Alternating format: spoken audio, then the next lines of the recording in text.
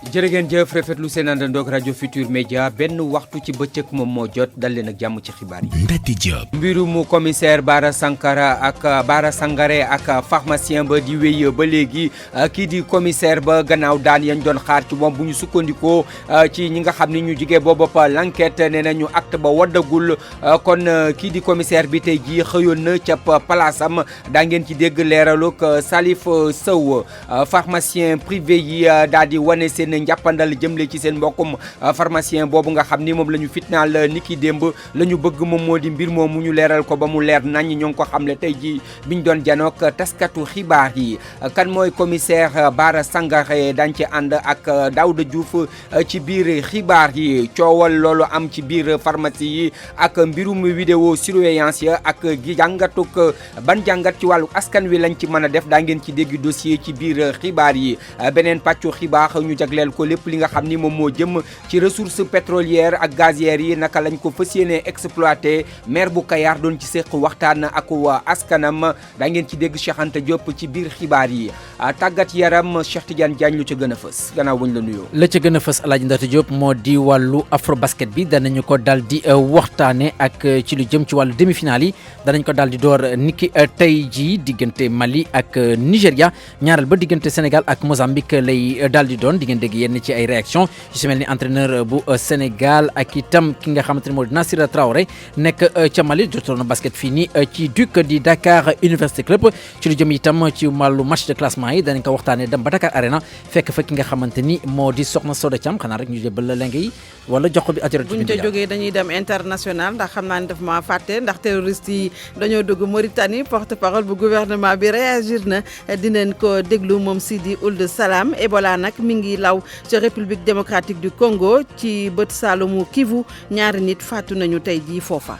jërëjëf soxna Binta Diallo beneen pàccu xibaar yi tàggat yaram lay doon laata Cheikh Tidiane Diagne di dellusiwaat ci journalu Afro Basket dal leen ak jàmm ci xibaar yi Alioune Ba moom moo nekk ci machine bi.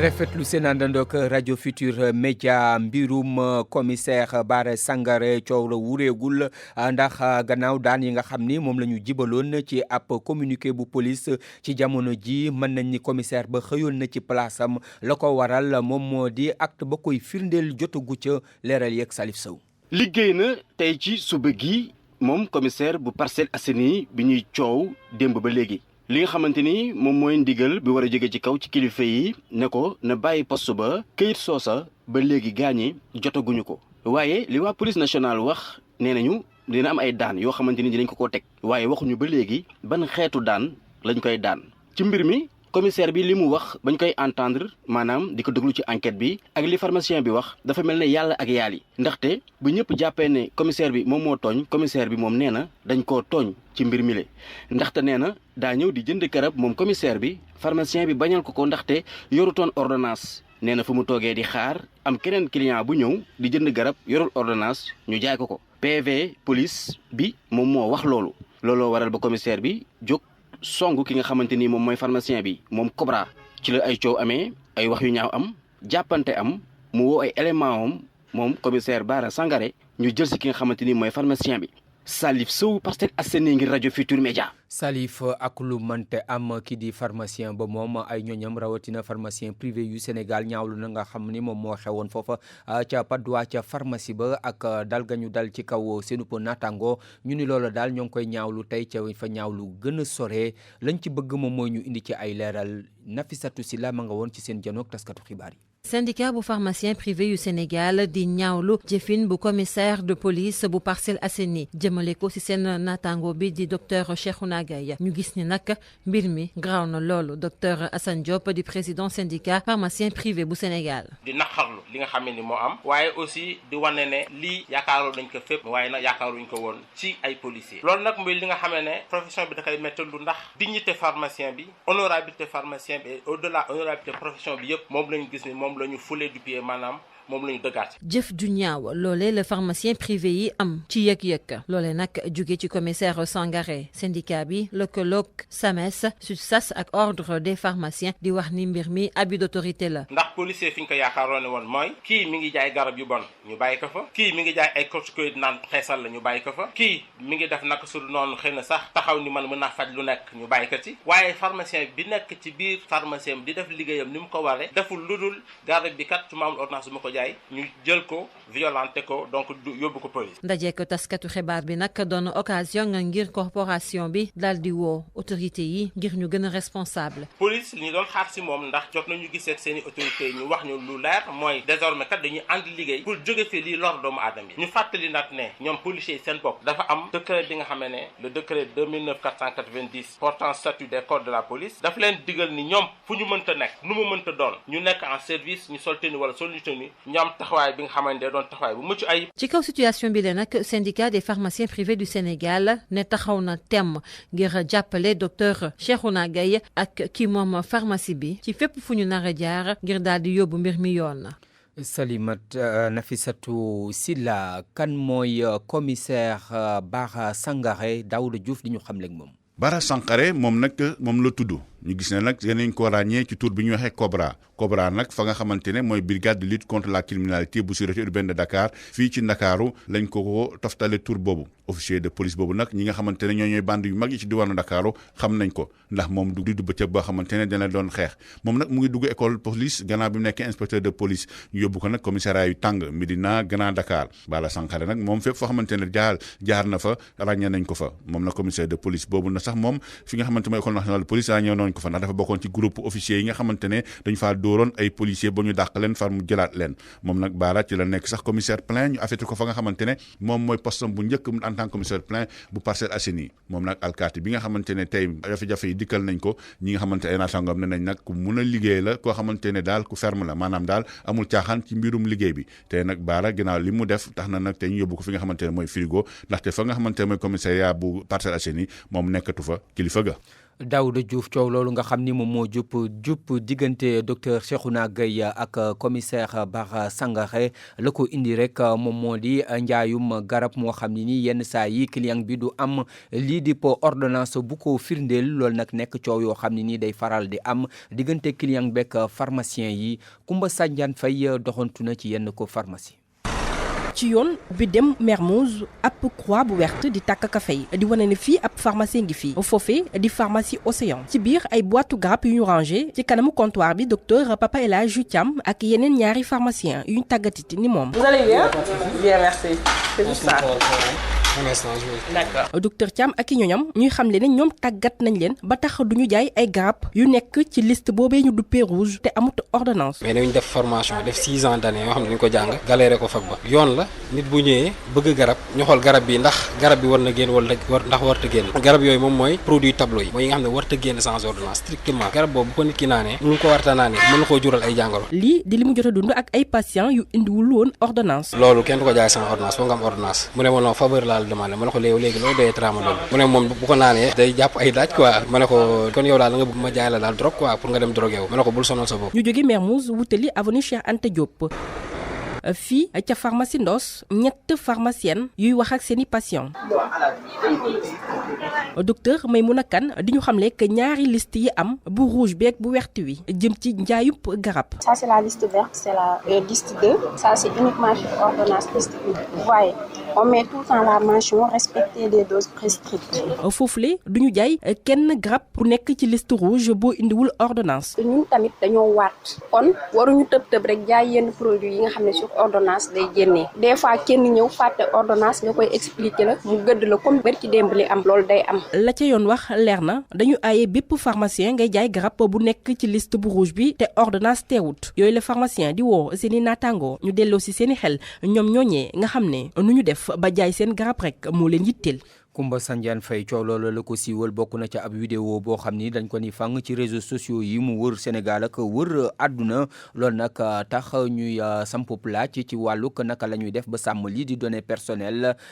kii di Amadou Sabar Ba waxtaan na ci ak ñenn ñu seen xel màcc jëm ci wàllu wi. lan la yoon wax ku bëgg a teg benn système de collecte maanaam caméra de surveillance ci bërëb ba muy liggéeyee wala këram tontu docteur Mouhamadou Lo nekk conseiller juridique bu agence de l'informatique de l'État ADIE. li ko yoon may mooy mu dem déclarer système bi mu bëgg installé ci këram wala ci bureau wala ci pharmacien mu dem déclarer ko à la CDP. bu ñëwee ci locaux yi dafa war a afficher benn tableau wane ne fii am na vidéo surveillance bu fi nekk. bu ñu sukkandikoo ci moom yooyu les vidéos ak ay images li leen tax a jóg du ñu publier ko ci réseaux sociaux yi wala sax ci beneen support de communication docteur Mouhamadou Lo di ci teg ne yooyu les données dañ ko war a garder lu mu néew benn weer. tax ñu permettre ko pour assurer sécurité fekkee am na lu fi xew ñu mën ko constater ñi koy constater ñooñu tamit dañoo war a laaj réquisition par exemple police mënul ñëw rek sa kër dugg ne lañ jox ma image kenn waru ko diffuser parce que image yi taxul loolu mu jóg donc ku ko def tim wàcc nga yoon te yoon mën na dal sa kaw. ki nga xam ne xam-xamam dafa màcc ci lii di multimédia di fàttali ne site d'information yi nga xam ne ñooy reprendre yooyu la image wala vidéo sax te amuñu ci benn autorisation dinañ teg daan ci seen kaw comme ki nga xam ne sax moo ko njëkk a dugal docteur Mamadou Ndiaye. reprise boobu nga def yéen a yem àtte site internet yi nag léeg-léeg bon dañuy def lu leen neex mais yaakaar naa ni ñoom seen biir ñu bëri xam nañ ko xam nañ bu baax lu ñu war a def ak lu ñu warul def yaakaar naa ni liñ ciy recherché mooy buzz mooy am nombre de clics yoo xam ne bëri na doomu aadama yu bëri nekk di cliquer seen audience yi di gën a élevé. Sénégal bokk na ci réew yi njëkk fii ci Afrique yi nga xam ne ñoo voté benn loi jëmale ko ci li nga xam ne mooy protection données personnelles. mu nekkoon dossier Amadou Sabar Ba beneen gis-gis boo xam ne nii saytu nañ ko jëm ci wàllu ko doxalinu ko yenn ci ay kilifa ak ñenn ak li ñu duppee lii di abus de pouvoir loolu nag ban jàngat ci wàllu ko doxalinu ko àdduna ak doxalinu société bi lañ ci mën a def Mohamed Alimou Ba. ngir expliquer abus d'autorité maanaam nga yor ndombo tànk nga bëgg ko woon sa moroom kii di Amadou Moreau jàpp ni suñu culture loolu mën na ko expliquer moom nag Amadou Moreau moo jiite GRADEC institution boo xamante ni day def recherche ci wàllu askan wi. influence yooyu ci niveau yu muy jógee dafay nekk ci carré familial am nekk ci société bi de manière générale nekk ci gis-gis bi ñeneen ñi am ci kilifa nan la war comporter mais moom aussi li changé ci statut ak désormais nan la war doxale erreur bi yëpp mi ngi lalu ci loolu ba tax na du jour au lendemain nit ki dina nekk kilifa nekk autorité fekk na à la base perception bi ñu am ci le bien public dans son ensemble dafa nekk li nga xam ni dafa dëng jubul. Ibou Sané moom mu gën a sori ci wàllu analyse bi nekk jàngalekat ci science politique ci université Gaston Berger mu yàpp ni léeg-léeg bëgg fës bëgg wone mana loolooy yóbbee ñenn ñi ci yenn yi. boo xoolee même africain partout boo demee Afrique sax da nga koy gis encore pays suñu pays yeneen pays voisins yi da ngay gis sax soo jëlee même université da ngay gis des fois sax assistant bi di yore sax patron bi mooy professeur bi di ko yore ragal ko boo ñëwee ki ñun fii da ngay gis nit bëgg la naawal ne la man may di nga xam man maay kan waaw yow yaay kan loolu mooy lan loolu mooy da nga ba jaay doole te jaay doole boobu nag souvent ay problème mel ni lay indi. te loolu lu garaaw la ndaxte ñi yor autorité boobu xam nañ droit te jàng nañ ko. boo amee parcelle autorité nga xam ne koy sàmmee nga naxante ak ñooy liggéeyal pour que yëf mën a dox mais Afrique da nga gis nit di jaay doole fu nekk réew xam nga lu koy tabax mooy ñi war a am tubaab bi wax humilité. ñiy def abus d'autorité boobu daanaka xam nañ loi waaye nag duñ ko respecté li waral li nu mel mooy impunité bi maanaam def dara te dara du la ci fekk. Mohamed Alimou Ba mu nekkoon pàcc bu yaa bi nga xam ni moom la ñu jagleel coow loolu xewoon ca pharmacie ba ca Patte d'Oie diggante docteur Cheikhouna Gaye ak kii di commissaire Bara Sangara bu Parcelles Assainies. pour man RFM mooy rajo bi gaaw ci xibaar yu wóor. RFM xibaar yu wóor te wóor.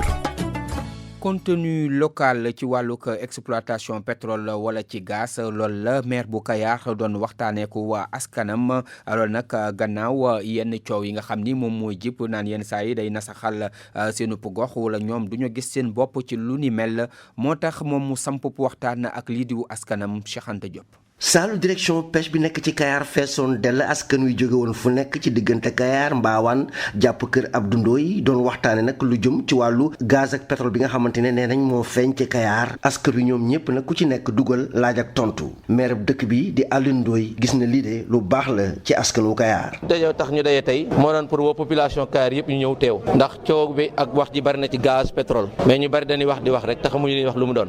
tey ji nag ñun waa Kayar bi waxtaan ci li nga xam mooy contenu local ci pétrole bi na ci askan wi nga xam ñoom la jigee lan lañ ci war a jariñoo ak entreprise yi fa nekk lan lañ war a def ci dëkk yooyu ñu woo ko xam ni xam-xam màcc na ci loolu dund na ko jàng na ko pour ko defee moom mu wax waa Kayar gaz bi nga xam ne moo feeñ Kayar lan lañ ci war a xaar ak xale yi nga xam ne ñooy ay ndaw yéen possibilité la am pour pétrole boobu ñu mën ci am ay formation bu ëllëg bu ko defee ñoom bala ñuy jël kenn mën leen a jël li ñu bëgg mooy xale yi ñu former leen. Ibrahima Bachir Dramé mi nga xamante ne xam-xamam dafa màcc lu jëm ci wàllu pétrole doon amal nag conférence bi nag wax ne askanu Kayar lii de baax na ci ñoom ñu gën leen a teel a préparé balaa mbir mee sotti. nit ñi nag ci li laaj yi ñoon laaj gis nañ ni ñu ngi ciy xaar lu bëri loolu ñu ciy xaar nag ñoom ñoo ci war a njëkk mooy taxaw bañ a beddi kenn ni ko maire waxee sànq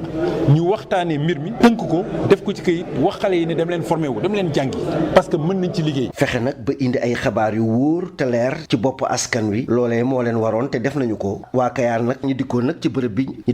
bërëb bi ñëpp delluwaat di xaar nag gaz bi génn fii ci diwaanu Kayar. RFM Thiès Cheikh Anta Diop. fu ko soriwul ca Mbour njàqare wi nga xam ni moom la baykat ya dëkkee la ko waral moom moo di nawet bi ndax ba ñu sebbuloo ba léegi ñu ni ñetti taw rek la taw te taw yooyu taxu koo demee noonu moo tax ñu am ko tiitaange leneen lu cay ñuul di lenn ci baykat ya di xam ne ni jotuñu jiwu ak engrais moo taxit seen xel ci jamono ji daal amuñu ci yaakaar ci nawet bi nga xam ni moom la ñu dëgmal. ñu dem ba Mbour fekki fa Abdourahmane Diallo. bi nawet bi tàmbalee ba léegi ci département bu Mbour ñetti yoon la taw mu doon mbir mi nga xam ni lu metti la ci béykat yu dëkkee boor boobu li ni mel sax a tax ñuy ñaawlu ndorteelu nawet bi Aliou Tall village Kouth la dëkk. yenn saay nga xëy nga fekk suuf saa ngi wow doo mën a béy loolu yépp nag coono la pour ñun te li ko waral du lenn lu dul ñàkkum ndox mi waxtu bi waroon na fekk gàncax bi jóg bu yàgg. béykat yu dëkkee Ngomen Kouth Lulingak ak Mbadaat nekk ci commune Sandiara ba fu ñuy wax ni jotaguñu jiw wala boog engrais ci loxoy nguur gi Bara Gaye Ngomen la dëkkee. production yi ñu war a béyee tamit wàllu engrais wàllu jiwu wàllu matériel yooyu yëpp manqué na yooyu tamit ñu ngi si tàllal loxo nguur gi di ko si sàkku ndimbal ñu nag béy rek moom la ñu yaakaar moom la ñu am moom tamit si la ñuy dimbandikoo ndax dañuy béy si la ñuy dund si la ñuy dundal suñuy njaboot suñu amee soxla tamit si mbéy mi la ñuy mën a jaay dem faju soxla boobu si la ñuy dimbali jur gi tamit bi nga xamante ne ni ñoom ngooñ bi ñuy béy si la ñuy lekk. béykat yi nga xam ne ñu ngi dëkkee ci village yu nekkee ci commune Sandiara di xamle ni nawet bi bu wéyee ci ni mu tàmbalee ni ren ji duñu mën a am mbéy bu baax. RFM Mbour Abdourahmane Diallo. ñu daaneele ak wàllu ko politique gannaaw yeesal yi nga xam ni maître Abdoulaye Wade di secrétaire général national bu parti démocratique sénégalais sumb na ko coow li ba léegi di wéy ci ñenn ñoo xam ni sax gedd nañu seen ko poste loola mu mel ni wi ngay wéy kenn ci ñoom di Sara Sall bu nekkee responsable moom nee na mbir ma àndu ci waaye du génn ca parti ba dañ koy déglu moo nekkoon ganu RFM matin. ànduma ci parce que niñ ko taxawalee gis naa ne bi yoon ça risque de créer beaucoup de problèmes c'est le cas déjà parce que man jàpp naa ne du Abdoulaye Wade moo ko def dañ ko defloo ka defloo c'est Karim Meïssa Wade il faut le dire jàpp naa ni li nga xam ne moom la doon doxal avant ñuy jóge ci pouvoir bi 2009 notamment la génération du concret ak tentative yi mu def yëpp qui nous a valu ce que ça nous a valu en fait ñi nga xam ne ñoo concocté lii Karim Wade ak ay ñooñam li ñu bëgg mooy ñu génn faciliter leen tâche bi su ko defee après moom il vient il prend le parti il en fait ce qu'il veut duñ ko def secrétaire national bi il faut en faire une lecture profonde pour nga xam exactement li mu wundu parce que en réalité Bara Gaye bi ñuy wax ne moom mooy secrétaire général national adjoint bu njëkk en réalité demeewul noonu Bara Gaye ma yeboo ni genre spatule la ko teg rek xam ne bu tàngee mu utiliser ko yëngal comme moom il n'est pas là il est à Doha moom mooy dem ci réunions yi ak les autres formations politiques s'il y a des coalitions c'est lui qui va négocier mais il lui rend compte à la seconde Ablaye Wade ni mu doxale ni musu ko doxale noonu parce que tout est parti du fait que nee nañu Omar Sarr dafa toog ak Abdoulaye Wade waxtaan ci contexte politique de manière globale mu xamal leen ni juróom-ñaari at xeex nañ ko lañ doon wut jotuñu ci on n'a pas eu les résultats escomptés donc jot na ñu changer de fusil d'épaule discuter élection législative bi ñu jeexee y a eu un livre blanc dans lequel livre blanc ñu ni PDS dootul nangu bokk ci élection boo xam ne Macky Sall ak Aly Ngouille Ndiaye dañ koy organiser ci anam yi muy organiser yi élection législative mais élection bu ci topp itam duñ ko boycotter mais dañ koy imposer mu bañ a am élection boobu parce que xalaat nañ ne bu ci amee ci anam yi mu organiser élection législative kenn du ko mën a gagner et on est resté logique dans cette position là bi ñu demee ba mu des une semaine Abdoulaye Wade quand même en dernier ressort def na benn communiqué pour dire ku mënul def comme moom puisque bëggul participer ci mascarade wala complice mascarade boo xam ne moom la Macky Sall nar a organiser eh bien na nga votel Sonko wala Idrissa Seck mais tout sauf Macky et Madické ça tout le monde s'en souvient la note est encore là et c'est une note écrite c'est-à-dire que c'est pas un truc verbal. RFM bitim réew. biti réew Binta Diallo nuyuwaat nañ la. fay na la bu baax ndate. di ko dooree ca Mauritanie ak njort guñ fa njort ni boo moytuwul terroriste dugg fa. Sidi Ould Salam moo yor kàddu gouvernement bu Mauritanie àdduna jëmale ci bi muy jàkkaarloog taskatu xibaar yi nee na loolu dara amu ci waaye mënu gisee xuus nag ndax nag wàllu sécurité moom moo tax dañu koy déglu ay kàddoom ki ko tekki mooy Mohamed Diop ca Nouakchott. am nañu yor liggéey boobu jokk ci wàllu karange mën na am situation sécurité bi ni mu demee tax mënuñ cee wax wala sax du dégg dëkk bañ ci karange tontu boobu nag leerut ci boppi journaliste yi tax ñu yëkkatiwaat laaj bi Sidi Ould Salem daa mujj boole leen ak naataangoom bi yor wàllu bi réew mi far moom teewut sax ci ndaje mi dem leen laaj jëriñ ji yor wàllu bi réew mi lu mën di xew kuréelu tas xibaar gii di Al Akbar tey saytu kuréeli jiyaatkat yi ne bët gànnaaru Mali moom nee na ñi yor kaaraange gi ci Mauritanie ñu ngi wër ngir jàpp ay algérien ak i tunisien ak i libyen yoo xam ne ñu ngi bawoo rek ci bët gànnaaru Mali ne ci rox nag ci Mauritanie ngir fexe ba yàq kaaraange gi ne ci tundu Sahel. mu nekkoon Mohamed Diop ca Nouakchott dañuy dem ba ca République démocratique du Congo foofa mu mel ni Ebola duggati na fa ci Sud Kivu. waaw ci Sud Kivu la génn moo tax nag génne nañu communiqué officiel ki ko génne mooy gouverneur bu nekk ca bët gànnaaru Kivu ñaari nit ñoo fa faatu tey ji leeral yeeg Juma Diouf. ñaari kaw Ebola yu njëkk ci Bukavu loole li ko xamle di benn communiqué bu gouvernement bi signé mu nekk benn jigéen bu toll ci 20 at ak juróom-ñaar ak it doomam bu toll ci juróom-ñaari at bu ñu sukkandikoo ci même communiqué bi nag ay dogal yoo xam ne day gën a yokk kaaraange ci porte d'entrée yi dinañ ko jël niki jeudi coordination bi moom def na benn annonce di wax leen rek découvrir nañ ñaari traitement yu bees pour xeex lii di Ebola. Professeur Jean-Jacques Muyambe moom moo nekk kenn ci ñi découverte yooyu moom def na annonce bi ci Kinshasa jàkkaarloo ko ñii di journaliste yi moom nee na am na mbégte lool ci jéego yi ñu jot a réaliser jëm ci xeex lii di Ebola fi ñu nekk nii ñi feebar bi dal am nañ ay chance mën a faju ci kàddu professeur bi ba léegi produit yooyee dina tax ba ñu gën a mën a defaraat xelu population bi ndaxte ñoom dañu am ñaaw njortu ci pajum Ebola bi waaye bu ñu sukkandikoo ci kàddu yeneen ONG yoo xam ne ñoom dañu bokk ci xeex lii di Ebola ñoom ñee nañu avancé yi nekkut lu dal seen xel. mu nekkoon Juma Diouf Soudan la ñuy daaneele Binta ak foofa ñu jëm ci wàllug transition politique. ndax Soudan nag fan yi incha allah dina am premier ministre bu bees ñi ngi ko tabb démb wala boog ñu tànn ko ñi nga xam ne ñoo ne ci mbedd mi di ñaxtu boobaak léegi ñoom ñoo tànn seen premier ministre mi ngi tudd Abdallah Hamdok moom nag ñu jëlee xibaar bi ci RFI war nañ ko dëggal ne talaata ji ne moom moo nekk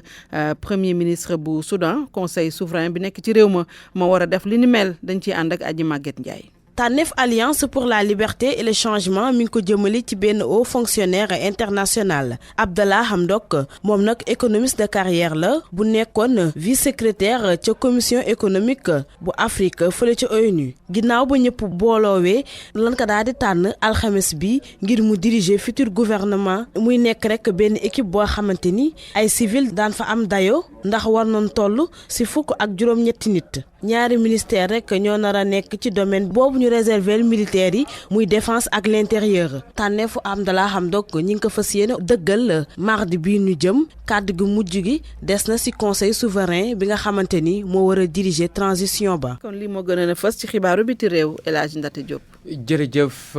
Binta Diallo mu des wàllug tàggat yaram nis tuut ñu yegg si. tàggat yaram laataa ñu yegg si ci pàcc bu mag bi nga xam ni moom la ñu jagleel journal bi ñu jagleel lépp lu jëm ci wàllu ko afro basket ñu wax wàllu ko nawetaan ak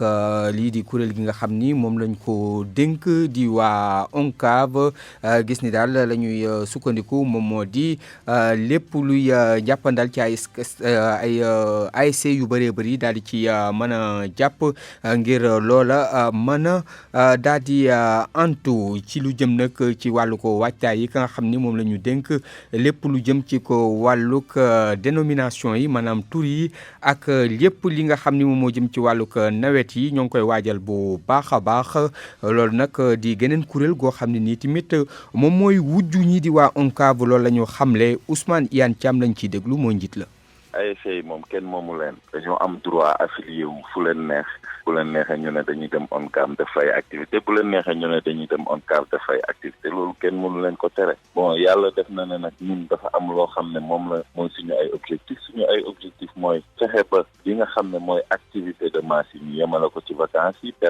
beneen bi mooy fexe bu def promotion wu transparence ci li ñuy gérer activités yi parce que loolu lu am solo la ndax li ñu bëgg mooy li ñëw ci biir nawetaan di dellu ci ASC yi parce que nawetaan dafa nekk beneen bi mooy def discipline yu bëri duñu yem ci football kese dinañ def football pour xale yi dinañ def football pour jigéen ñi dinañ def ay jeux de société dinañ sax organiser basket compétition de basket pour ASC yi je pense que ne loolu xëy na moo indi ASC yu bëri di ci adhéré boo leen xoolee bi ñu créé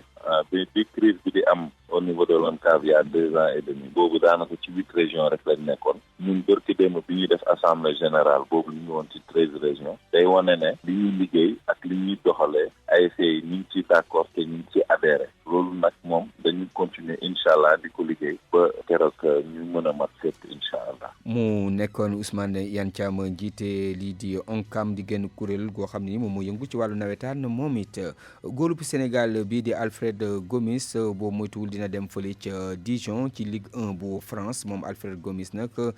mi bokkoon ak gaynde yi nekkoon ci Coupe d'Afrique des Nations am na lu toll ci 20 fukki at ak juróom moom nag ci ay xibaar war na fi ak fan yu néew rek dem foofa ca France ca Dijon moom nag ñoo ngi ko tàggate ca FC Torino moom Alfred Gomis ñaari at a ngi nii ma ngay góolu ca 2e division foofa ca Italie ca équipe bi di Spal. ëllëg la tey jii la ñuy door lii di championnat bu Angleterre ci wàllu ko football bi bu 19h maanaam juróom-ñaari waxtu ci ngoon jotee ki di champion en titre ba di FC Barcelone dina dem fële ca Bilbao jeera fekki ñii di waa Atlético Bilbao donc lay dajel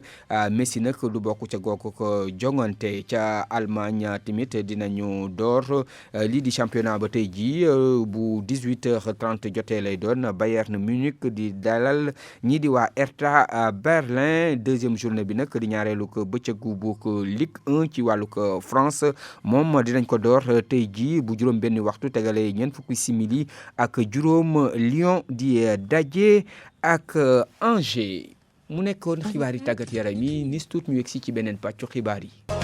mu nekkoon fi ñu yem ci xibaar yi la ca gënoon a fës bokk na ca pàcc bu yaa boo xam ne nii moom la ñu jagleeloon coow li dox diggante docteur Cheikhouna Gaye ak kii di commissaire Bara Sangaré xibaar yi ca mujj moom moo di commissaire ba tey ji xëy na ma nga ca palaasam naam sax su fekkee ni yëkkati woon na ni dañ koy jëlee foofa ca fi nga xam ni moom moo di commissariat ba ñu ne acte maanaam këyit ga koy wane yëgseegul foofa ñii di pharmacien privé yu Sénégal syndicat ba leen boote di jaawan ak njàppale jëmle ci seen naatangoo boobu di docteur Cheikhou Gaye la ñu bëgg ne nañ mbir mi daal la ñu indi ci ak leeraange coow diggante client ak pharmacien yàgg na ya am ci lii di garab yu amul ordonnance loolu nag nekk na loo xam ne nii def nañ ci reportage ci yenn ci ay pharmacie ci biir Ndakaaru weneen pàcc ñu jagleeloon ko waxtaan wi nga xam ni maire bu Kayar seq na ko ak askatam ñëpp ci li ñu duppee plan local contenu local jëm ci wàllug exploitation pétrole ak gaz mu sumboon ci waxtaan ak askanam foofa ca Kayar da ngeen ci Cheikh Anta Diop jageen jëf mu nekkoon xibaar yi bëccëg gi Alaaji Ndate Diop nekkoon ci kàddu gi feggoo woon ak Alioune Ba ci machine bi léegi dañ leen di bàyyi ak xibaar yi tàggat yaram journal Afro Basket Cheikh Tidiane Diagne nuy wat nañ la